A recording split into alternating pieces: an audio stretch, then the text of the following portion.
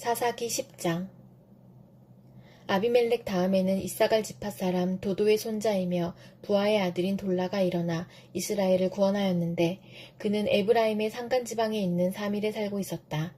그는 이스라엘의 사사로 23년 동안 있다가 죽어서 사밀에 묻혔다. 그 뒤에 길르앗 사람 야일이 일어나서 22년 동안 이스라엘의 사사로 있었다.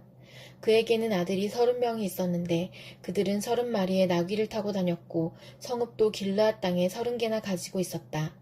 그 성읍들은 오늘날까지도 하본 야일이라 불린다. 야일은 죽어서 가문에 묻혔다. 이스라엘 자손이 다시 주님께서 보시는 앞에서 악을 저질렀다. 그들은 바알 신들과 아스타롯과 시리아의 신들과 시돈의 신들과 모압의 신들과 암몬 사람들의 신들과 블레셋 사람의 신들을 섬기고 주님을 저버려 더 이상 주님을 섬기지 않았다.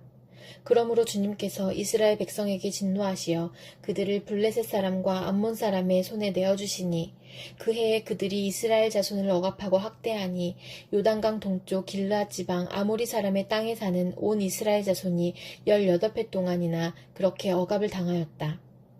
암몬 자손이 또 유다와 베냐민과 에브라임 지파를 치려고 요단강을 건너왔으므로 이스라엘 백성은 고통이 막심하였다. 그때에야 비로소 이스라엘 자손이 주님께 부르짖었다. 우리가 우리 하나님을 저버리고 바알을 섬기어 주님께 죄를 지었습니다. 주님께서 이스라엘 자손에게 말씀하셨다. 내가 너희를 이집트 사람과 아모리 사람과 암몬 사람과 블레셋 사람에게서 구원하지 아니하였느냐. 시돈 사람과 아말렉 사람과 마온 사람이 너희를 압제할 때에도 너희가 나에게 부르짖었으므로 내가 너희를 그들의 손아귀에서 구원하여 주었다. 그런데도 너희는 나를 저버리고 다른 신들을 섬겼다. 그러므로 내가 다시는 너희를 구원하여 주지 않을 것이니 너희가 선택한 신들에게나 가서 부르짖어라. 너희가 괴로울 때에 그들에게 가서 구원하여 달라고 해라. 그러자 이스라엘 자손이 주님께 말씀드렸다.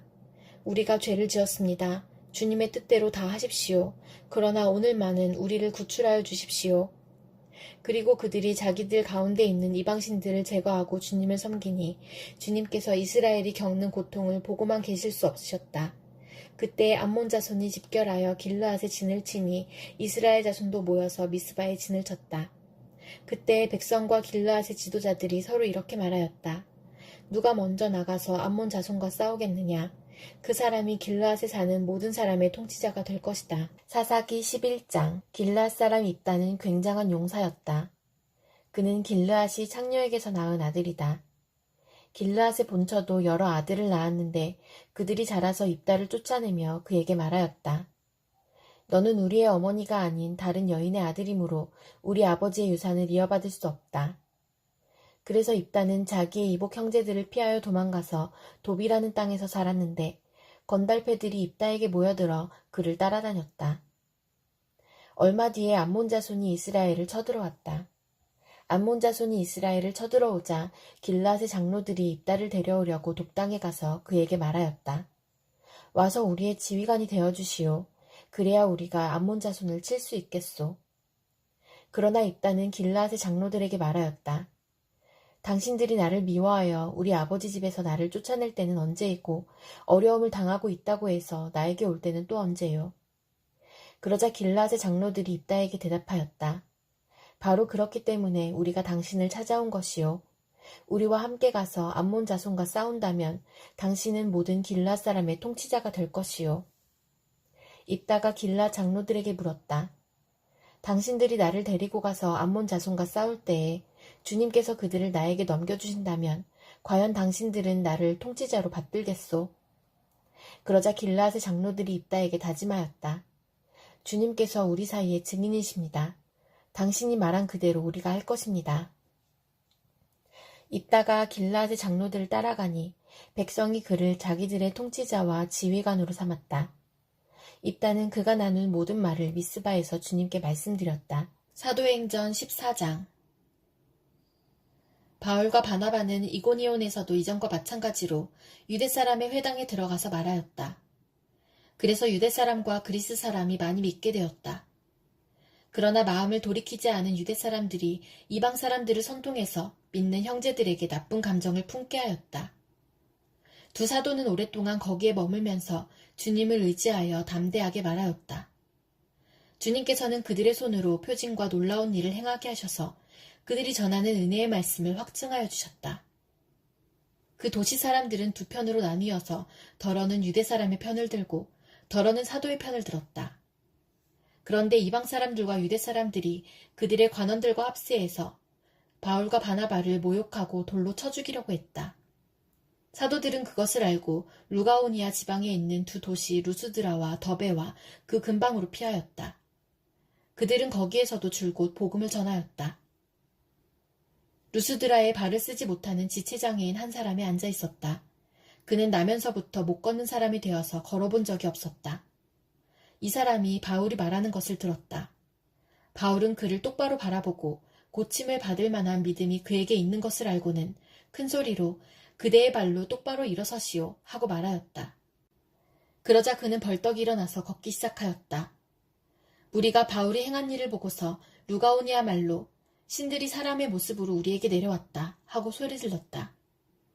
그리고 그들은 바나바를 제우스라고 부르고 바울을 헤르메스라고 불렀는데 그것은 바울이 말하는 역할을 주로 맡았기 때문이다.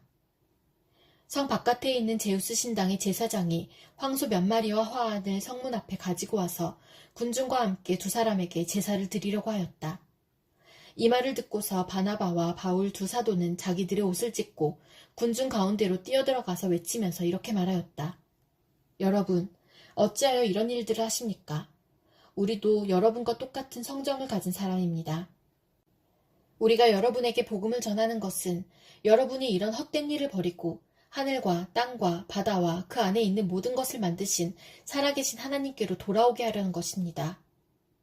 하나님께서는 지나간 세대에는 이방 민족들이 자기네 방식대로 살아가게 내버려 두셨습니다.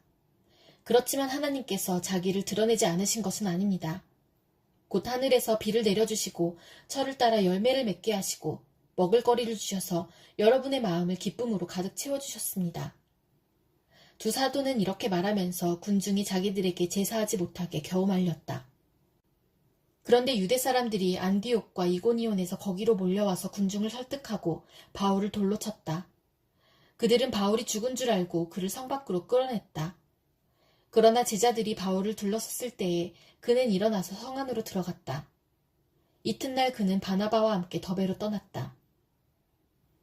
바울과 바나바는 그 성에서 복음을 전하여 많은 제자를 얻은 뒤에 루스드라와 이고니온과 안디옥으로 되돌아갔다. 그들은 제자들의 마음을 굳세게 해주고 믿음을 지키라고 권하였다. 그리고 또 이렇게 말하였다. 우리가 하나님 나라에 들어가려면 반드시 많은 환난을 겪어야 합니다.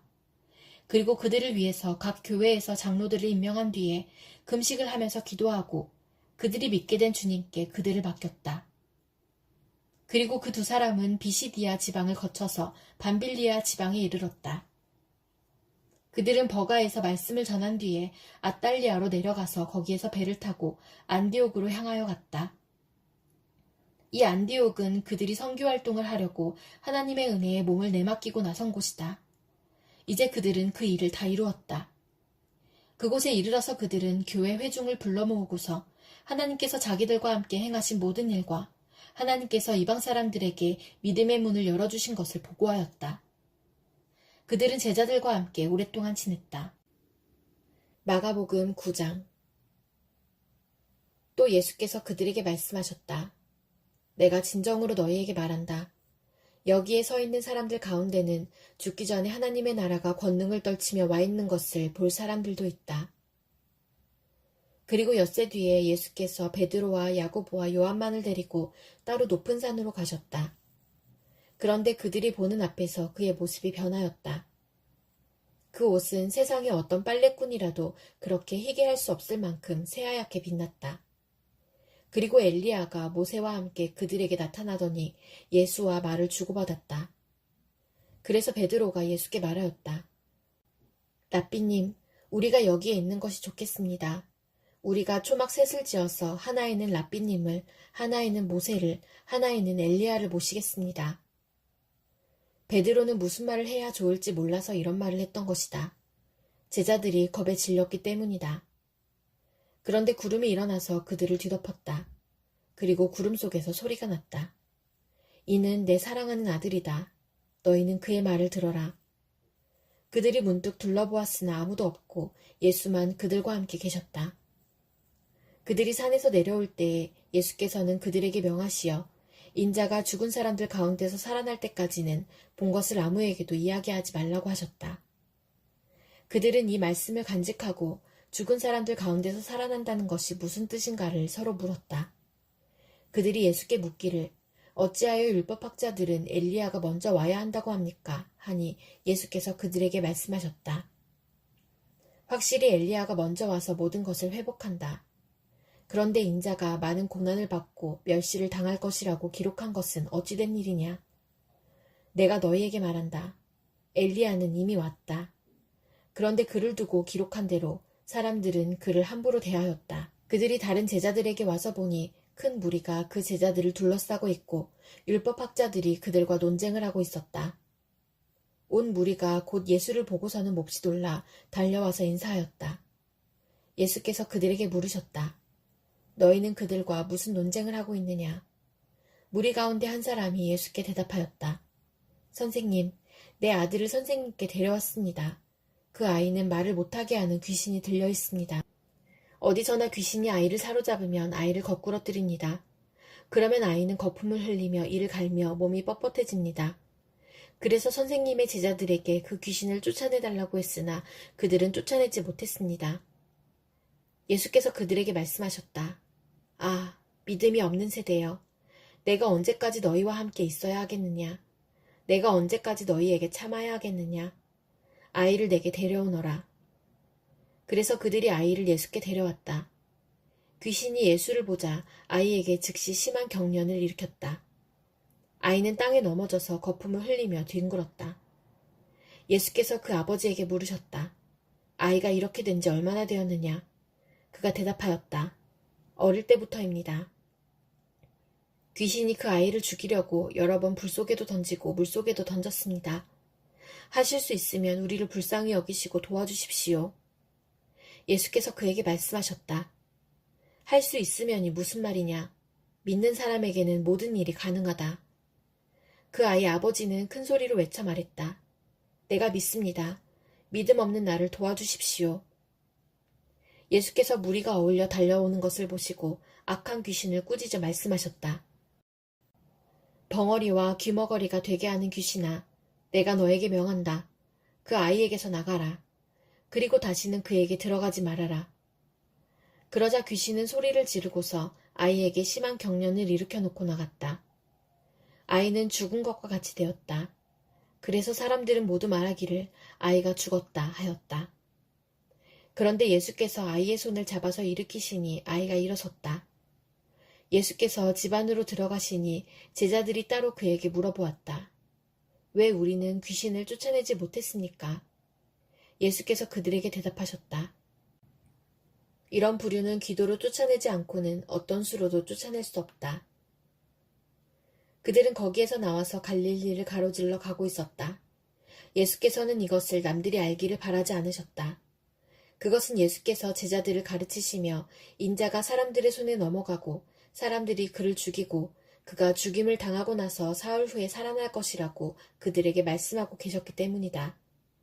그러나 제자들은 그 말씀을 깨닫지 못하였고 예수께 묻기조차 두려워하였다. 그들은 가버나움으로 갔다. 예수께서 집 안에 계실 때에 제자들이 물으셨다. 너희가 길에서 무슨 일로 다투었느냐? 제자들은 잠잠하였다. 그들은 길에서 누가 가장 큰 사람이냐 하는 것으로 서로 다투었던 것이다. 예수께서 앉으신 다음에 12제자를 불러놓고 그들에게 말씀하셨다. 누구든지 첫째가 되고자 하면 그는 모든 사람의 꼴찌가 되어서 모든 사람을 섬겨야 한다.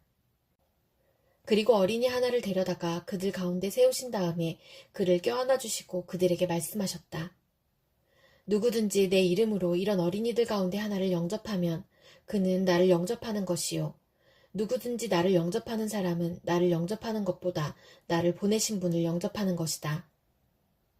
요한이 예수께 말하였다. 선생님, 어떤 사람이 선생님의 이름으로 귀신들을 쫓아내는 것을 우리가 보았습니다. 그런데 그 사람은 우리를 따르는 사람이 아니므로 우리는 그가 그런 일을 하지 못하게 막았습니다. 그러나 예수께서는 이렇게 말씀하셨다. 막지 말아라. 내 이름으로 기적을 행하고 나서 쉬이 나를 욕할 사람은 아무도 없기 때문이다.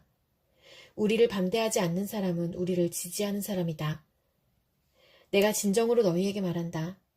너희가 그리스도의 사람이라고 해서 너희에게 물 한 잔이라도 주는 사람은 절대로 자기가 받을 상을 잃지 않을 것이다. 또 나를 믿는 이 작은 사람들 가운데서 하나라도 죄짓게 하는 사람은 차라리 그 목에 큰 맷돌을 달고 바다에 빠지는 편이 낫다. 내 손이 너를 죄짓게 하거든 그것을 찍어버려라. 내가 두 손을 가지고 지옥에 곧 그 꺼지지 않는 불 속에 들어가는 것보다 차라리 한 손을 잃은 채로 생명에 들어가는 것이 낫다. 내 발이 너를 죄짓게 하거든 그것을 찍어버려라. 내가 두 발을 가지고 지옥에 들어가는 것보다 차라리 한 발은 잃었으나 생명에 들어가는 것이 낫다. 또 내 눈이 너를 죄짓게 하거든 그것을 빼어버려라. 내가 두 눈을 가지고 지옥에 들어가는 것보다 차라리 한 눈으로 하나님의 나라에 들어가는 것이 낫다. 지옥에서는 그들을 파먹는 구더기들도 죽지 않고 불도 꺼지지 않는다. 모든 사람이 다 소금에 절이듯 불에 절여질 것이다. 소금은 좋은 것이다. 그러나 소금이 짠맛을 잃으면 너희는 무엇으로 그것을 짜게 하겠느냐.